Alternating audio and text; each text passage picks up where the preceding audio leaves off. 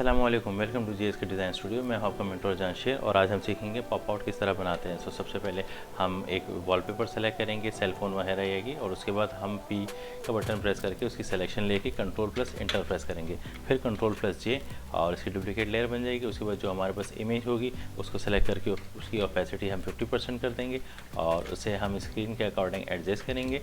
Adjust करने के बाद हम इसकी ऑपेसिटी दोबारा 100% कर देंगे और 100% करने के बाद W का बटन प्रेस करके हम क्विक सिलेक्शन टूल की मदद से इसको सेलेक्ट कर लेंगे जितने एरिया हमें सेलेक्ट करना होगा। सेलेक्ट करने के बाद यहाँ हम मार्क्स के आइकन पर क्लिक करेंगे और उसके बाद हम डी सेलेक्ट करेंगे, दोबारा सेलेक्ट करेंगे, कंट्रोल प्रेस करेंगे, इस लेयर को भी सेलेक्ट करेंगे और बी का बटन प्रेस करके हम यहाँ से इसके ग्राउंड को प्रॉपर सेट कर लेंगे।